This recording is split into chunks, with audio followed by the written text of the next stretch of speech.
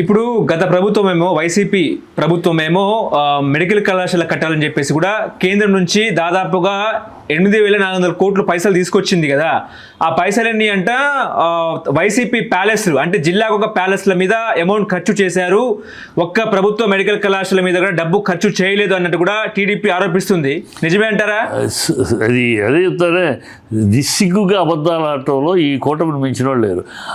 అయ్యా 8,500 కోట్లు అలాట్ చేసి 3,500 ఇచ్చి 5 కాలేజీలు ఆల్రెడీ రన్నింగ్లో, అందుకనే ఫోటోలు తీసి పెడతారు. 5 కాలేజీలు రన్నింగ్లో ఉన్నాయి, క్లాసెస్ జరుగుతున్నాయి, ఆల్రెడీ ఇంకో ఈ కన్స్ట్రక్షన్లో ఉన్నాయి, బిల్డింగ్లన్నీ ఉన్నాయి.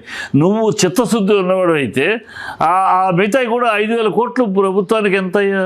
5,000 కోట్లు ప్రభుత్వానికి, 500 కోట్లు, 5,000 కూడా 500 కోట్లు ప్రభుత్వానికి ఎంత? 850 కోట్లు, 350, ఇంకా 500 కోట్లు. ఎంత ప్రభుత్వానికి పెద్ద విషయం 500 కోట్లు? ఎంతసేపు నువ్వు టపటపలు అలాట్ చేసి కాలేజీలు ఫినిష్ చేసి బ్రహ్మాండం దారిలోకి తీసుకొస్తే క్రెడిబిలిటీ నీకు వస్తుంది కదా. 17 కాలేజీలు, వాళ్ళ గవర్నమెంట్ కాలేజీలు, మెడికల్ కాలేజీలు వచ్చినాయి అంటే రాష్ట్రంలో, అయ్యా ఆంధ్ర రాష్ట్రం హబ్, మెడికల్ హబ్ అయిపోతుంది దేశానికి.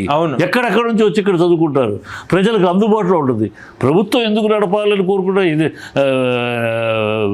కొన్ని దేశాల్లో ప్రభుత్వం నడుపుతుంది. ఎందుకు నడుపుతుంది? ప్రభుత్వం నడిపితే సామాన్యుడికి కూడా అందుబాటులో, అందరికీ అందుబాటులో ఉంటుంది. ప్రైవేట్ వాడు నడిపితే ఇది ప్రైవేట్ కాదు అంటుంది ఆవిడ. ఆయన పేరులోనే పబ్లిక్ ప్రైవేట్ పార్ట్నర్షిప్. ప్రైవేట్ ఉంటే ఇది ప్రైవేట్ కాదని ఆవిడ తిరిగి మాట్లాడదు, లేకపోతే ఏదో మాట్లాడాలి కనుక మాట్లాడాలి తెలియదు. ప్రైవేట్ వాడికి ఆదాయం కాకుండా ఆదర్శం ఉంటుందా? ప్రైవేట్ వాడికి ఎక్కడైనా చరిత్రలో విన్నామా వాడు ఆదర్శంగా ఉంటాడని? వాడు పెట్టిన పెట్టుబడికి ఎంత రావాలి, సీట్ ఎంత కమ్మాలి, ఎంత, ఇది వాడు వ్యాపారం. అది వ్యాపారం. వాడికి ఇస్తే ప్రైవేట్ అనేది వాడు, పబ్లిక్ ఎవరు? మీ మనుషులు, మీ ఎమ్మెల్యేలు, మీ మినిస్టర్లు, మీ మంది మాదలు, మీకు మీ చుట్టూ ఉన్న ధనిక వర్గం. సో వాళ్ళు పబ్లిక్, వ్యాపారస్తులు, వీళ్ళని పెట్టి పార్ట్నర్షిప్ అని చెప్పి దందా చేసుకోవడానికి, దోచుకోవడానికి ప్రజలు ఎక్కడైనా ఇంత అసలు ఈ పొజిషన్ పెట్టినందుకు హర్షించాలి. రాష్ట్రంలో ఇలాంటి పరిస్థితి ఉన్నందుకు 17 హాస్పిటల్కి మొత్తం అన్నీ క్లియర్ అయ్యి కన్స్ట్రక్షన్లో ఉన్నాయి, 5 ఓపెన్కి అయిపోయినాయి, ఇంకా 12 మనం చేసేస్తే మొత్తం అసలు కాలేజీలు మొత్తం ప్రజలకు అందుబాటులో. సామాన్యుడు అంటే దాని ఉద్దేశం ఏంటి? ఒక సామాన్యుడు కూడా డాక్టర్ కాగలడు, ఒక సామాన్యుడికి చికిత్స అందుబాటులో ఉంటుంది, ప్రామాణికమైన మంచి చికిత్స అందుబాటులో ఉంటుంది, సామాన్యుడికి ఈజీగా ఉంటుంది, అందుబాటులో. ఇది నువ్వు చేస్తుంది ఏం చేస్తున్నావు? ప్రైవేట్ డబ్బున్నవాడికి, చంద్రబాబు బతుకే అంత, డబ్బున్నవాడికి కొమ్ము కాయటం, డబ్బున్న వాళ్ళని పక్కన కూర్చోబెట్టుకుంటాం, డబ్బున్న వాళ్ళ కోసం పరిపాలించడం తప్పితే ఆయన పేదల ప్రజల కోసం, సామాన్య ప్రజల కోసం ఏనాడు ఈయన 16 ఏళ్ళ ఆయన ప్రధాన ముఖ్యమంత్రిగా ఉన్న ఈ జీవితంలో ఏనాడు ఆయన చేయలేదు. అన్నిట్లో డబ్బున్నవాడు డబ్బు. ఆయనకి డబ్బు తప్పితే మనం డబ్బున్నవాడిని పక్కన పెట్టుకుంటాడు, డబ్బున్నవాడితోటి స్నేహం చేస్తాడు, డబ్బున్నవాడితోటి వాడి కోసం పరిపాలన చేస్తాడు. కాంట్రాక్టర్లు వాళ్ళే ఆయనకి మిత్రులు, ఎందుకంటే వాళ్ళే డబ్బులు ఇవ్వగలరు. వాళ్ళ అలా చేసుకునే కదా 2 ఎకరాల పెంకుటిల్ నుంచి 1,00,000 కోట్ల అధిపతి అయ్యాడు. ఈయన వీళ్ళు ఎక్కడెక్కడో సింగపూర్, దుబాయ్ దాకా ఎందుకు వెళ్ళి, అందుకే కదా. సో ఆయన అంతే. ఇది వ్యాపారం చేయడానికి ఏమాత్రం విచక్షణ ఉన్నవాళ్ళు ఎవరైనా సరే, ఏమాత్రం విజ్ఞానం విచక్షణ ఉన్నవాళ్ళు, ఏ ప్రభుత్వం అయినా, చంద్రబాబుకి ఏ ప్రభుత్వం అయినా ఇలాంటి పరిస్థితి వస్తే కళ్ళకు అద్దుకొని టప్పని 500 కోట్లు ఇమ్మీడియట్గా శాంక్షన్ చేసి 17 కాలేజీలు ఇమ్మీడియట్గా రన్నింగ్లో తీసుకొచ్చేసి వస్తారు. అది వదిలేసి రన్నింగ్లో ఉన్న కాలేజీలని ప్రజలే చూపిస్తున్నారు ఫోటోలు వేసి. రన్నింగ్లో ఉన్న కాలేజ్ 5 కాలేజీలు రన్నింగ్లోకి వచ్చినాయి, దాన్ని పక్కన పెట్టి ఏదో రిబ్బర్లు కట్ చేస్తే అయిపోతుంది అంటాడేంటి? రిబ్బర్లు కట్టితే అయిపోదు, కన్స్ట్రక్ట్ చేస్తే అవుద్ది, ప్రజల కోసం పరిపాలిస్తే అవుద్ది, ప్రజల కోసం ఆలోచిస్తే అవుద్ది. మన కాంట్రాక్టర్లు, మనం చుట్టూ ఉన్న వంది మాగదులు డబ్బు ఉన్న వాళ్ళ కోసం ఆలోచిస్తే అవ్వదు.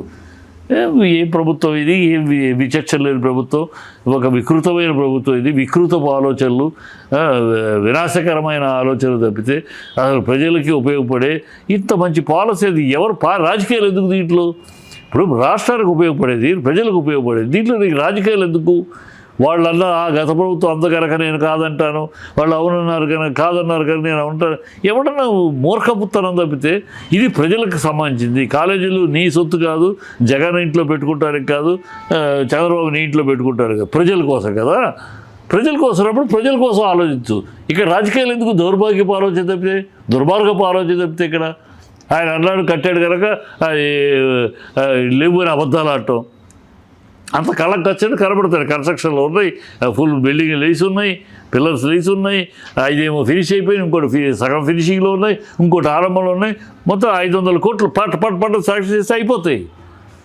అది కాదు, ఆయనకి అలా కాదు. ప్రైవేట్ ఇచ్చేసేసి వాళ్ళ కాంట్రాక్ట్లు ఇచ్చి వాళ్ళ దగ్గర నుంచి మనకెంత ఇక్కడ రాదు, ఇట్లా రాదు, అది చేస్తే వస్తాయి. మనకెంత, మన మనుషులకి ఎంత, ఇది చేయడానికి కోసం దౌర్భాగ్యపు ఆలోచన ఇంకోటి కాదు. అంటే కేంద్రం ఇచ్చిన 8,400 కోట్లలో అప్రాక్సిమేట్లీ 7,000 కోట్లు దొబ్బేసి జిల్లాకు ఆఫీస్ కట్టుకున్న చాలక ఖర్చు చేసిన 1,400 కోట్లలో కూడా మళ్ళీ 504 కోటమి ఒకటే చెప్తా, ఈ సొల్లు వాగుడు మానండి, ఈ గాలి వాగుడు మానండి, ఈ దౌర్భాగ్యపు నీచ నికృష్ట భ్రష్టపు వాగుడు మానండి. ఆధారాలుంటే ఆధారాలతో చెప్పండి, ఆధారాలుంటే మీ దగ్గర ఆధారాలతో ఆరోపణ. ఈ పిచ్చి సొల్లు వాగుడు, సొల్లు ఆరోపణలు, గాలి మాటలు, దౌర్భాగ్యము నీచ నికృష్ట భ్రష్టపు మాటలు ఈ వద్దు. మీకు ఏమాత్రం నిజాయితీ ఉన్నా, మీ దగ్గర ఏమన్నా ఆధారాలు ఉంటే, దమ్ముంటే ఆధారాలతో వేయండి, పెట్టండి, కోర్టులో వేయండి, లోపల తొయ్యండి. ఎవరైనా సరే, ఎవడు కాదట్లా చేయండి. అది నిజంగా జరిగితే వేయండి. మీ దమ్ముంటే ఊనే ఆరోపణలు, గాలి సోది మాటలు, సొల్లువాగుడు, పిల్లకాకి మాటలు. మన దగ్గర మీడియా ఉంది కనుక మనం ఏ గాలి వాగుడు అయినా, మనం ఏ సొల్లువాగుడు అయినా, మనం ఏ అర్ధరహితమైన వాగుడు అయినా భజన చేయడానికి మనకు మీడియా ఉంది, మన పేపర్లు ఉన్నాయి కనుక ఈ దౌర్భాగ్యం మనం మానండి. ప్రజలు అసహించుకుంటున్నారు, చేదరించుకుంటున్నారు, చీ కొడుతున్నారు. ఇప్పటికైనా ఆరోపణలు ఉంటే, దమ్ముంటే ఆరోపణలు ఉంటే, ఇదిగోండి ఆరోపణలు అని కేసు వేయండి, పట్టుకోండి, అరెస్ట్ చేయండి. ఊని ఆరోపణలు ఎందుకు? కోర్టులు ఉన్నాయా? మన దేశంలో చట్టాలు ఉన్నాయి. ఏం చేయలేమంటానికి పిచ్చి మాటలు ఏం చేసి శుభ్రం ఆధారాలు పట్టుకొని మీరు ప్రభుత్వం ఉన్నారు. ఏం గాలి మాటలు. అయ్యో వివేక హత్య అన్నారు. అయిపోయింది, 2 ఏళ్ళు అయింది. ఏం పీకుతున్నారు మీరు?